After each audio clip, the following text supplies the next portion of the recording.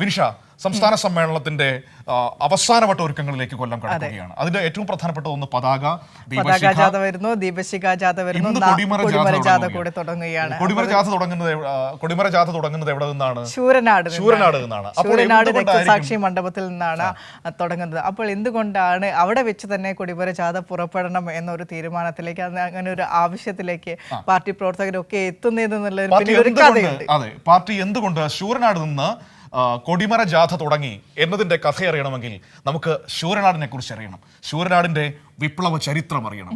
രാജ്കുമാർ എന്നെയും വിനിഷയും നിങ്ങളെയും ഒക്കെ ശൂരനാട്ടിലേക്ക് കൂട്ടിക്കൊണ്ടു പോകും. നമുക്കൊന്ന് പോയി വരാം. കമ്മ്യൂണിസ്റ്റ് പാർട്ടി അതിൻ്റെ 100ാം വയസ്സ് ആഘോഷിക്കുമ്പോൾ ശൂരനാട് വിപ്ലവത്തെക്കുറിച്ച് അവിടെ നമുക്ക് മറക്കാനാവില്ല. എൻ്റെ ഈ പിന്നിൽ കാണുന്ന ഇവിടെ എഴുതിയിരിക്കുന്ന സഖാവ് തണ്ടാശ്ശേരി രാഘവൻ, കളക്കാട്ടുതുറ പരമേശ്വരൻ നായർ, പായിക്കാലിൽ ഗോപാലപിള്ള, മഠത്തിൽ ഭാസ്കരൻ നായർ, കാഞ്ഞിരപ്പള്ളി വടക്ക് പുരുഷോത്തമക്കുറുപ്പ്, ഇവർ 5 പേരാണ് ആദ്യം രക്തസാക്ഷികളാകുന്നത്. കർഷക സമരത്തിൻ്റെ പേരിൽ കർഷകരുടെ അവകാശങ്ങൾക്ക് വേണ്ടിയുള്ള പോരാട്ടത്തിലാണ് ഈ ധീര കമ്മ്യൂണിസ്റ്റുകൾ രക്തസാക്ഷികളായത്. അന്നത്തെ സർക്കാർ പോലീസിനെ ഉപയോഗിച്ച് ഇവരെ വേട്ടയാടുകയായിരുന്നു. പിന്നീട് നിരവധി പേർ കൊല്ലപ്പെടുകയും ചെയ്തു. അങ്ങനെ രക്തസാക്ഷികളുടെ എണ്ണം അവിടെ കൂടുകയായിരുന്നു. ഈ സമരത്തിൻ്റെ പുറകിലുള്ള ഒരു ചരിത്രം.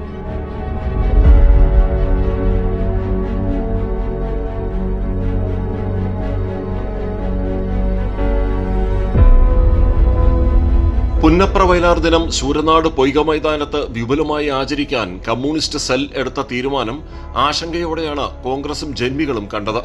ഈ ആശങ്കയിൽ നിന്ന് ഉടലെടുത്ത തന്ത്രം ചെന്ന് അവസാനിച്ചതാകട്ടെ കർഷക തൊഴിലാളികളുടെ ആശ്രയമായിരുന്ന ഉള്ളന്നൂർ കുളത്തിലും. കുളത്തിൽ നിന്ന് മീൻ പിടിക്കുന്നത് ജന്മികൾ സർക്കാർ സഹായത്തോടെ കൈയടക്കി. അവകാശം വീണ്ടെടുക്കാൻ കുളത്തിലിറങ്ങി കമ്മ്യൂണിസ്റ്റുകാർ മീൻ പിടിച്ചു. താൽപര്യം മീൻപിടുത്തമായിരുന്നില്ല, ജന്മിത്വത്തെ വെല്ലുവിളിക്കലായിരുന്നു. ജന്മിയോട് കൂറുള്ള പോലീസ് പ്രക്ഷോഭകർക്കായി വേട്ട തുടങ്ങി. വീടുകളിൽ കയറി സ്ത്രീകളോട് അപമര്യാദയായി പെരുമാറിയതോടെ കമ്മ്യൂണിസ്റ്റുകാർ ജന്മികളുടെ ഗുണ്ടകളുമായും പോലീസുമായും ഏറ്റുമുട്ടി. 1949 ഡിസംബർ 31 സമരക്കാരെ വെടിവെക്കാൻ ഇൻസ്പെക്ടർ മാത്യു ഉത്തരവിട്ടു. തോക്കുകൾ പിടിച്ചുവാങ്ങാൻ ശ്രമമുണ്ടായി. തുടർന്നുണ്ടായ പോരാട്ടത്തിൽ ഇൻസ്പെക്ടർ മാത്യുവും 4 പോലീസുകാരും കൊല്ലപ്പെട്ടു. പിറ്റേ ദിവസം പുതുവർഷം പുലരുന്നത് കമ്മ്യൂണിസ്റ്റ് പാർട്ടികളുടെയും 60ഓളം ബഹുജന സംഘടനകളുടെ നിരോധനത്തോടെയായിരുന്നു.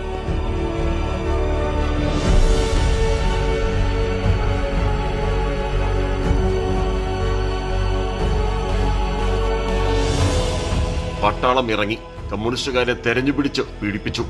സഖാവ് തണ്ടാശ്ശേരി രാഘവനെ പോലീസ് അറസ്റ്റ് ചെയ്തു.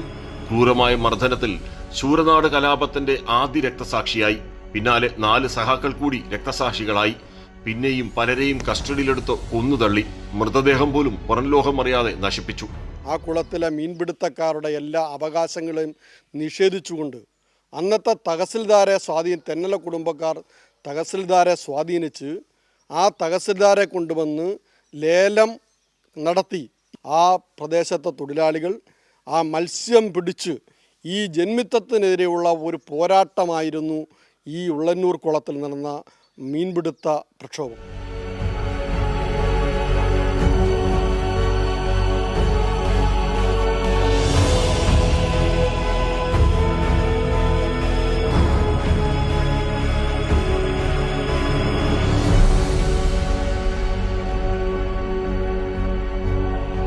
ശൂരനാട് സമരത്തിന് കാരണമായി തീർന്ന തെന്നല തറവാടാണിത്. ഇവിടെ വെച്ചാണ് കമ്മ്യൂണിസ്റ്റുകളെ വേട്ടയാടാനുള്ള ഗൂഢാലോചനയ്ക്ക് കളമൊരുക്കുന്നത്. പോലീസ് ഉദ്യോഗസ്ഥർ ഇവിടെ വന്നതിന് ശേഷമാണ് മടങ്ങുകയും പിന്നീടാണ് ഒരു വേട്ട തന്നെ, കമ്മ്യൂണിസ്റ്റ് വേട്ടയ്ക്ക് തന്നെ തുടക്കമിട്ടതും.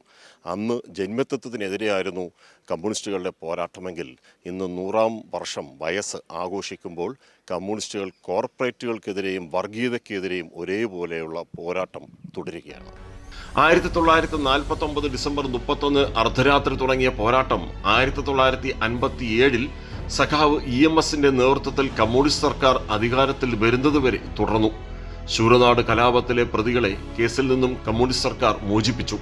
ജന്മിത്വത്തിനും തൊട്ടുകൂടായ്മയ്ക്കും തീണ്ടിക്കൂടായ്മയ്ക്കെതിരെയും അക്ഷരം പഠിക്കുവാനും ജാതി വിവേചനമില്ലാതെ ആരാധന നടത്തുവാനും ഒരുമിച്ച് ആഹാരം കഴിക്കുവാനും പന്തിഭോജനത്തിനും വരെ ശൂരനാട്ടെ നാട്ടുകാരായ കമ്മ്യൂണിസ്റ്റുകൾ നടത്തിയ പോരാട്ടം വാക്കുകളിൽ ഒതുങ്ങുന്നതല്ല. കമ്മ്യൂണിസ്റ്റ് സർക്കാരിനെ അധികാരത്തിൽ എത്തിക്കുന്നതിൽ ശൂരനാട് കലാപവും സുപ്രധാന പങ്ക് വഹിച്ചു. ശൂരനാടുള്ള ഉള്ളന്നൂർ കുളമാണ് എൻ്റെ ഈ മുന്നിൽ കാണുന്നത്.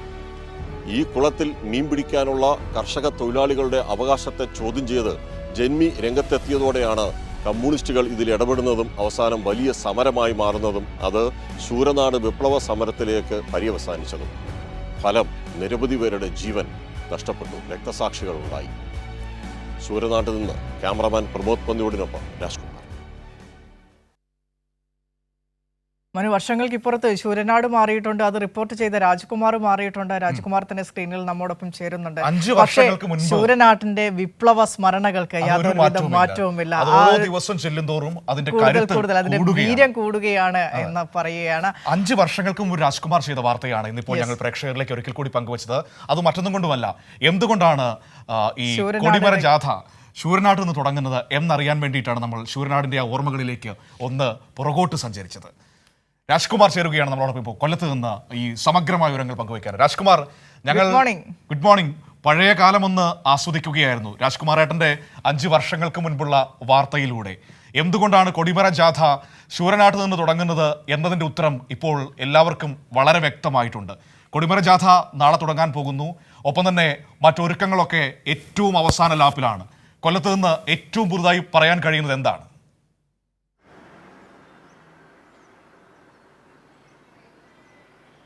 EMS സർക്കാർ അധികാരത്തിൽ വന്നപ്പോൾ ആദ്യം ഈ ഗ്രാമത്തിന് വേണ്ടിയുള്ള കൈയിട്ട വച്ച ഒരു ഒപ്പ്, അതായിരുന്നു EMS സർക്കാരിൻ്റെ ആദ്യ ഒപ്പ്. ഈ ശൂരനാടിനെ മോചിപ്പിച്ചുകൊണ്ടുള്ള ഇതിലെ പ്രതികളിൽ നിന്ന് മുദ്രകുത്തി ജന്മികൾ ജയിലിലടച്ചപ്പോൾ അവരെ മുഴുവനും മോചിപ്പിക്കാനുള്ള ആദ്യ ഉത്തരവ് EMS സർക്കാർ ഇടുന്നത് ഈ ശൂരനാടിൻ്റെ പേരിലാണ്.